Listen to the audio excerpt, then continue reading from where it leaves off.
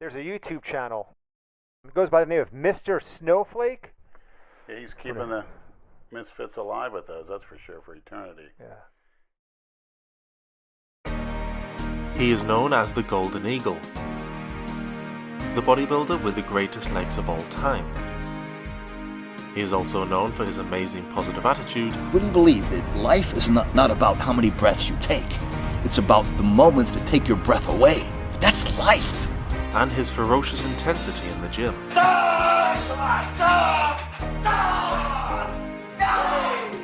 And for having the best cheeks of any bodybuilder. You've got probably the best developed cheeks I've ever seen. But he is also known for being a part of the most controversial Mr. Olympia in history.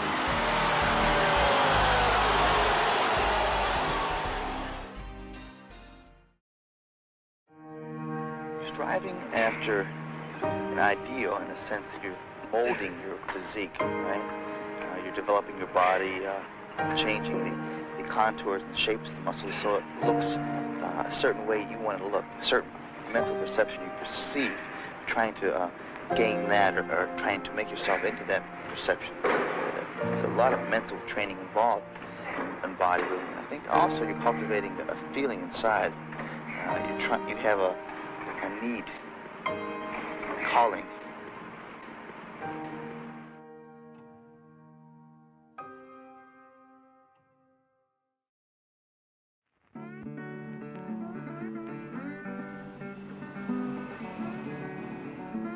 The year is 1955. Rosa Parks is arrested for not giving up her seat on a bus. The polio vaccine is rolled out across America. Albert Einstein was taken from us. And a boy was born who would go on to change bodybuilding forever. Thomas Stephen Platz was born in the military base of Fort Sill, Oklahoma on the 26th of June 1955. His grandfather and grandmother both came to America from Austria, with his grandfather ending up working in a steel mill. Tom's father was a retired army colonel who would later get into finance. By all accounts, Tom grew up in a loving home with supportive parents, a younger brother and a younger sister. According to Tom himself, he was just a normal child. A little on the small side, but he was a happy and enthusiastic kid who enjoyed playing the guitar, loved cars, loved playing football and watching Star Trek with his father. He was like most other boys in the neighborhood. He especially enjoyed playing football, but he had a coach called Mr. Smith who once kicked him in the butt and told him he would go on to do nothing in life. Tom wanted to prove him wrong, badly, but it was not on the football field where he would do this. One day while at a drugstore when he was just 9 years old, Tom spotted a bodybuilding magazine on one of the racks.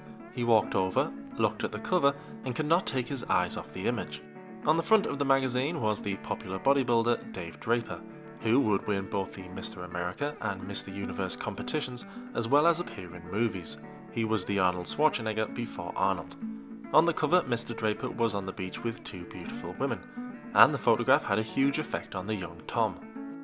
Yeah, I remember seeing that picture of Dave Draper with a crusher in his arms and Betty Weeder on one arm, those are the magazines, and the girls on each arm and each leg and the surfboards in the back on the beach, and I saw movies and I saw bodybuilding and I saw muscle, and I pointed to my picture and I showed my dad when I was a little kid and said, "Dad, that's what I want to do in life." Tom would come to say that the photo of Dave Draper changed his life forever. The photo motivated me and inspired me. It said something to me. Everything about it, from the Californian sand on the beach, the girls, the physique of Dave Draper, lifting weights and having muscles of iron. I was just totally moved by that. It was like becoming a priest, having a calling from God at that young age. Tom's father may have initially dismissed his son's sudden want to be a bodybuilder, but when he realized that Tom was serious, both he and Tom's mother were both fully on board. But his father said to him, "If you want to be a bodybuilder, that's fine, but you must get your degrees in college just in case it doesn't work out." Tom agreed, even though in his mind he knew he didn't need a backup plan. He was going to be a bodybuilder and that was it. Tom desperately wanted to be like the bodybuilders he saw in the magazines. He wanted to be where they were too. So he would look out of his window as a kid and imagine that the snow on the ground was actually sand, like they had in California, where most of the pictures were taken. He would hang up posters on his wall of all the top bodybuilders with the dream of being just like them one day. I remember being 9 years old, looking in the mirror going, "Mom, I look like this, don't I, in the muscle magazines? And she goes, yeah, honey, you do. You know? Tom really wanted to start training straight away, but he was too young to join a gymnasium. So for Christmas 1965, his parents bought him a Joe Weider weight set. Tom would read the Weider training instructions that came with the weights, and after dinner each night, he and his father would head down to the basement, along with his two siblings, and his father would help Tom train, with his brother and sister, who were just learning to count at the time, counting Tom's repetitions for him. His father didn't really know what he was doing, just like Tom, but together they slowly learned. When Tom started doing bench press for the first time, he didn't understand why his elbows were hitting the floor. Then they realized that he needed a bench, so his father made him a makeshift one out of a picnic bench covered with a rug. Tom remembers seeing a photograph of Arnold Schwarzenegger drinking protein right from the blender, and as well as being mesmerized by the size of Arnold's arms, Tom read the words Mr. Universe. Mr. Universe being the top bodybuilding competition up until the introduction of the Mr. Olympia, which started in 1965. I made a promise to this young Tom Platz. I said, if you're going to do this bodybuilding thing, if it's this important to you, you cannot be a failure. You cannot leave the gym ever a failure. You have to give it everything you got, and when you think you're done, there's 5 more reps. After having trained with his father in the basement for a few years, Tom wrote to Joe Weider expressing his desire to become a bodybuilder, and along with the letter, sent a photo of himself looking for advice. Joe Weider was the head of the International Federation of Bodybuilding, or IFBB for short. The IFBB was the premier organisation when it came to bodybuilding. And Joe's wife, Betty Weider, happened to be one of the women in the photo that started Tom off on his bodybuilding journey. Tom waited with anticipation for a reply to his letter. Then, one of Weider's staff wrote back to Tom saying how Joe Weider was grateful for the letter and saying that he thought he had huge potential and could possibly make it one day. However, if he was going to make it, he would need to build up his legs. But there was a problem with that. Tom was born with lower spine complications. 2 plates were not fused together properly, which is why he avoided doing squats, as it only seemed to aggravate his lower back. But the encouraging words in the letter was all he needed to keep believing he could make it one day. And according to Tom at the time, careers were very limited. His 2 choices were either become a priest or become a bodybuilder. Of course, he chose bodybuilding. He may have chosen to be a bodybuilder, but according to him, he wasn't born with the best genetics for the sport. He wasn't tall, standing only around 5'8", and he didn't have the massively wide shoulders or tiny waist, which is what Arnold and the other top pros had at that time, and was what the bodybuilding judges would be looking out for. When I was a young man, I said that I will not be a victim to my genetics. I will not be a victim to my genetics. I don't care. I don't care. I don't have a small waist. Hell with it. My genetics will be a victim to me. He knew he would have to work harder than everyone else if he was going to make up for his lack of genetics. He began making gains fairly quickly though because of the extreme effort he was putting in. And although his parents were very supportive of his career choice, not everyone was as encouraging. None of my friends that did this. In the old days, you were weird if you weight trained. Especially if you looked in the mirror and posed and shaved your legs, you were really strange. And now you're weird if you don't go to the gym and do that, okay? It's changed. Anybody didn't believe they weren't part of my friends. People that gave me the great energy, that's my friends. You be careful.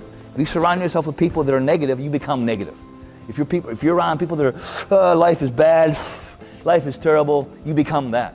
So I decided to surround myself with the people that were always energetic.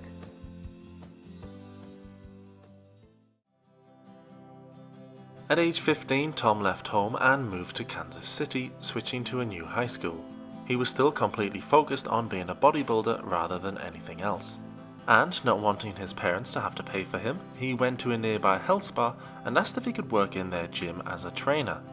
Even though he was too young for the position, the manager of the place saw his potential and figured Tom was very likely to attract a lot of people to the gym. He hired Tom illegally, but it turned out to be a good idea because the gym was soon filled up with people who wanted to lift weights and look like Tom. He didn't have any fancy bodybuilding diets back then, he couldn't afford that. He mainly ate tins of tuna that he would keep in one pocket so that whenever he needed to eat, he had a good source of protein. In his other pocket he kept apples as well as a tin opener for the tuna. After leaving high school, Tom enrolled at Wayne State University in Detroit, Michigan. It was here that Tom really began to learn the importance of training his legs and the importance of the squat rack.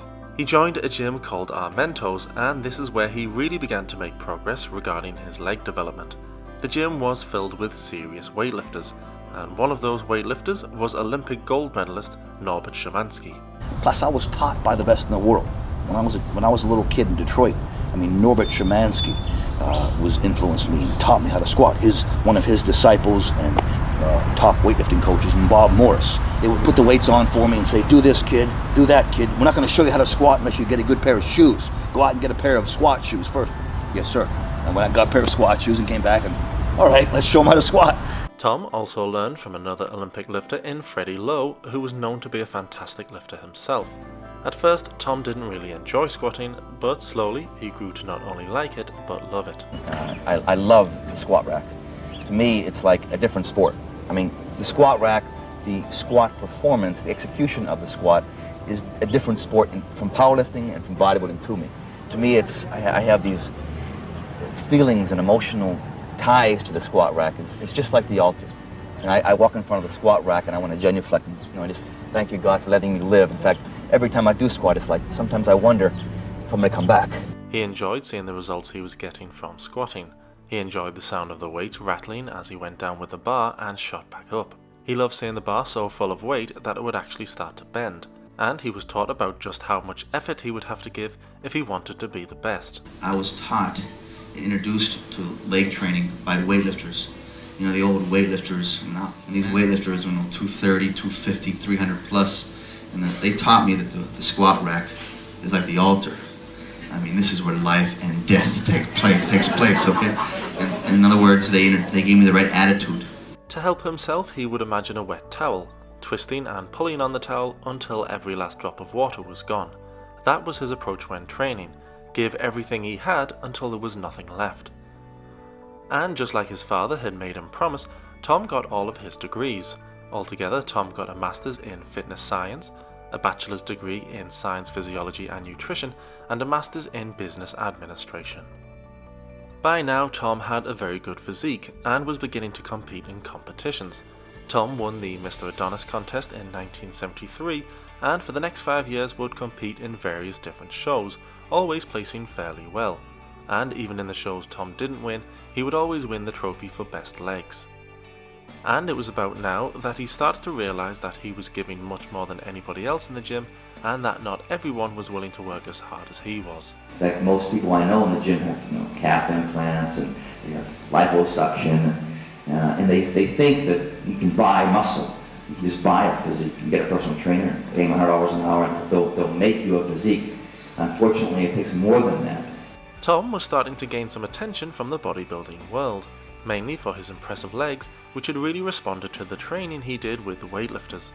And amazingly, in 1977, he even got to recreate the photos that first inspired him to get into the sport. No longer was Tom a small boy imagining that the snow outside his window was sand. He was now a young man, and because of his hard work, his dreams were starting to become a reality.